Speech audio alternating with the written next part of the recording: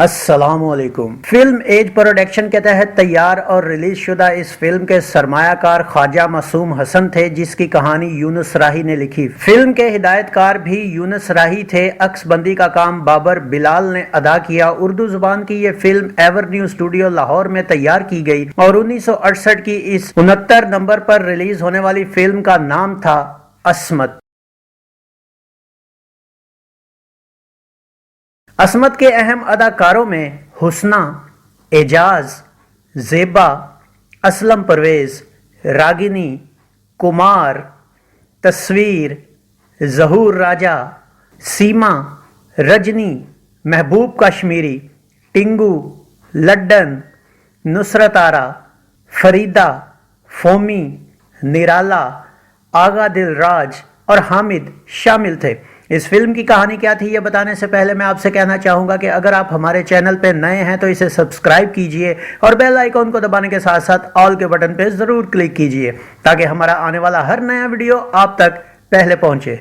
इस फिल्म की कहानी क्या थी आइए देखते हैं। फिल्म की इब्तिदा शहर के नवाब अदाकार कुमार और उसकी बीवी रागनी, बेटियों आबिदा अदाकारा हुस्ना, जाहिदा अदाकारा ज़ेबा और बेटे राशिद अदाकार असलम परवेज से शुरू होती है, जिनमें जाहिदा एक मशर की लड़की होती है जबकि आबिदा और राशिद आजाद ख्याल होते हैं। राशिद अपनी ही सगी बहन आबिदा के जरिए उसकी मुख्तलिफ सहेलियों को मोहब्बत नामे भेजता है, जिन्हें खोल कर पढ़ने से आबिदा के जज्बात भी जागने लगते हैं और आखिरकार वो भी मगलूब होकर राशिद ही के एक धोखेबाज दोस्त महमूद अदाकार आगा दिलराज की मोहब्बत में मुब्तला हो जाती है। नवाब आबिदा का रिश्ता अपने एक डॉक्टर दोस्त के बेटे शाहिद अदाकार एजाज से तय कर देता है, मगर इसी दौरान राशिद आबिदा की दोस्त नजमा को भगा ले जाता है और इसकी इज्जत से खेलने के बाद उसे छोड़ देता है। इस बात का कुदरत ये इंतकाम लेती है कि आबिदा भी मंगनी वाले दिन भाग जाती है। घर पर एक कयामत टूट पड़ती है। मंगनी की रस्म एक मुंह ढांपी लड़की के साथ तो अदा कर दी जाती है, मगर इस गम में नवाब पागलपन का शिकार हो जाता है। इधर महमूद आबिदा को एक कहबा खाने में छोड़कर फरार हो जाता है। राशिद इन तमाम बातों का जिम्मेदार अपने गुनाहों को समझता है और आबिदा को ढूंढने निकल पड़ता है। अब आबिदा इसी कहबा खाने के माहौल में मजबूरन रंगना शुरू हो जाती है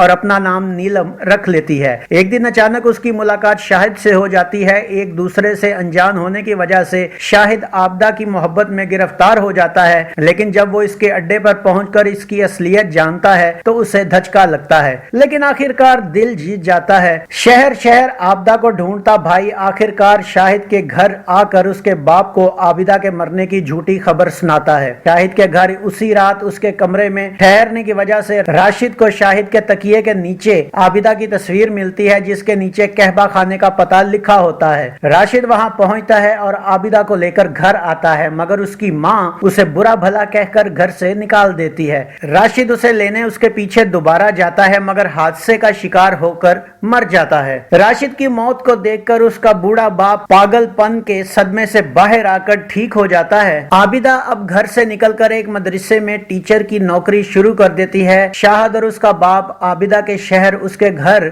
आबिदा के अफसोस के लिए आते हैं, मगर बाप की बीमारी की वजह से शाहिद अकेला ही आबिदा के घर आता है, जहां उसकी मुलाकात जाहिदा से होती है। नवाब और उसकी बीवी अब शाहिद को जाहिदा के लिए पसंद कर लेते हैं और यूं यह रिश्ता तय पा जाता है। लेकिन इसी शहर में शाहिद की मुलाकात दोबारा आबिदा से हो जाती है। शाहिद दोबारा आबिदा से ताल्लुक उस्तवार करना चाहता है, मगर अब आबिदा इनकार कर देती है। नतीजतन शाहिद उसके दरवाजे पर डेरा डालकर बैठ जाता है। आबिदा उसकी जिद और मोहब्बत से मजबूर होकर हाँ कर देती है। यूं शाहिद जाहिदा से मंगनी तोड़कर आबिदा की तरफ दोबारा वापस आ जाता है। जाहिदा अपनी दुख भरी कहानी सुनाने आबिदा के पास आती है तो वहां शाहिद और आबिदा को साथ देखकर गुस्से में आबिदा को बाप के पागलपन, भाई की मौत और माँ की बेबसी के साथ अब अपनी बर्बादी का भी जिम्मेदार ठहराती है। और वहीं पर आबिदा और शाहिद ये जानकर हैरान रह जाते हैं कि वो दोनों पहले से मंगेतर हैं। आबिदा इस एहसास जुर्म का शिकार हो जाती है कि अपने घर की मुकम्मल तबाही की वही जिम्मेदार है। वो गम से लबरेज दरख्त के साथ टेक लगाकर बैठती है और इसी आलम और दुख में उसकी जान निकल जाती है। इस फिल्म का म्यूजिक क्या था आइए देखते हैं। मैडम नूरजहां, माला, नसीम बेगम और मुजीब आलम के गाए गानों की शायरी कलीम उस्मानी ने की, जिनका म्यूजिक मासूम राही ने तरतीब दिया। इनमें नसीम बेगम ने 1, मुजीब आलम ने 3, مالا نے 2 اور میڈم نور جہاں نے 2 سولو گیت گایا۔ 8 گانوں پر مشتمل اس فلم میں نسیم بیگم کا اب تیری مرضی تو آئے یا نہ آئے یہ گیت اداکارہ حسنہ پر پکچرائز کیا گیا۔ اب تیری مرضی تو آئے یا نہ آئے میں نے تو تیرا انتظار کیا۔ مجیب عالم کے دل ماں باپ کو توڑنے والی دیکھ اپنا انجام یہ گیت اس فلم میں پلے بیک کیا گیا۔ دل ماں باپ کا توڑنے والی دیکھ اپنا انجام، ان حسینوں سے کہہ دو ماں جبینوں سے کہہ دو یہ گیت اداکار اعجاز پر عکس بند ہوا۔ ان حسینوں سے کہہ دو مہجبینوں سے کہہ دو نہ اٹھلائیں دل مچل جائے گا۔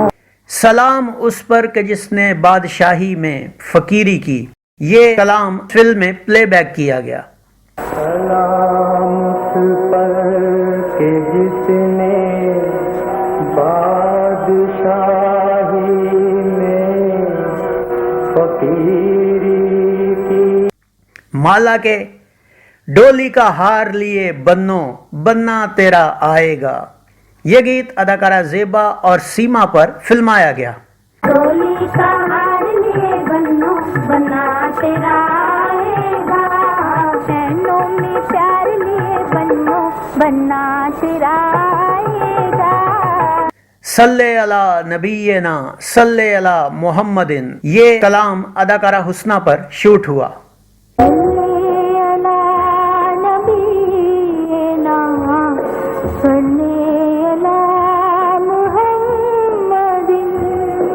نور جہاں کا شکستہ دل ہوں مجھے زندگی سے پیار نہیں یہ گیت اداکارہ حسنہ پر پکچرائز ہوا۔